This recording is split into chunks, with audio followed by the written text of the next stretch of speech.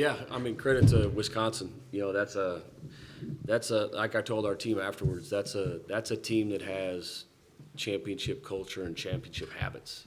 And, you know, like they make everything hard. They make throwing it into the post hard. They fight you. They don't allow you to drive it. They do a good job guarding penetration.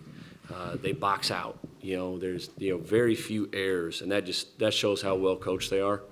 And you can tell it's just been passed down, man. They take a lot of pride in what they do, and that's something where we got to get our program there. It doesn't happen overnight, but those habits they have to be established. And credit to Wisconsin. I wish them the best of luck the rest of the year.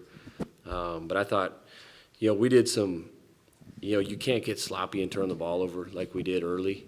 When they kind of opened it up. I thought we did a decent job early guarding, even though I was worried because I think they were still getting pretty good shots. They were just kind of missing some open threes. But then once Tanjay hit a tough one in the corner and kind of got them going. And I thought Blackwell was tremendous the entire game. He was the best player on the floor for all 40 minutes. But it was a struggle for us tonight to consistently get things going, which is a credit to Wisconsin. Okay, questions for Coach. Michael, right up front here. You guys showed multiple defenders to the ball pretty much. What's that? You guys showed multiple defenders to the ball pretty much every single time they had it in the half court. I guess what was the thought behind how you defended them? You said multiple defenders on the ball? Yeah.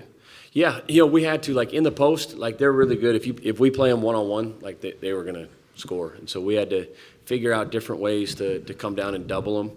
And, even in our 1-3-1, we had to just kind of change up the tempo a little bit and not let them, because if you let them just get going in rhythm, you're in trouble. They're too good of a shooting team and too good offensively. But yeah, I mean, for us, right now, we had to, come down and double on those post guys. Go ahead. Coach, significant rebounding edge there. They didn't get a lot of second chance points, but was there any cumulative effect to them being able to control the boards the way they did? Yeah, their size and their aggressiveness, and that's kind of one of the things that, like I talked about our guys, and we've been decent, but that's just the habits. We weren't even looking to box out a couple times. I was looking at some of our guards, and the shot would go up, and they would just be watching it, and their guards made the effort, and their guards had, I think, 26 rebounds, and we had 26 total. And so, there's a correlation to that and winning. When you do those types of things, you usually come out on top.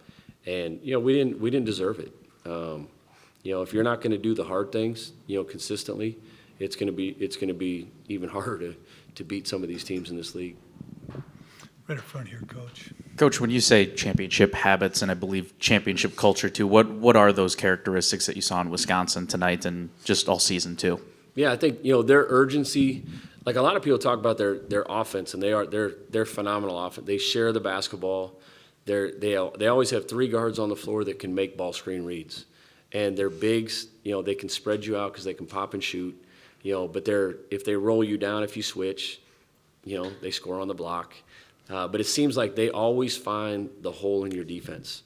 You may guard it for a couple turns, and then all of a sudden, bam, somebody's getting a shot or somebody's driving, Tanjay or Blackwell. And that's why, they're as good as offensive team as we played, for sure this season. And then defensively, their habits, they guard the basketball. They take a lot of pride in guarding the basketball. And even if you do get by a guy, they have their help defenders there. And they scramble out really good. And then they finish it off with box outs. They're really physical. Even some of the post plays we tried to run, their post guys were just driving us up the lane, and they weren't fouling. They just did a good job playing post defense and being more physical in our post guys to establish the position they wanted.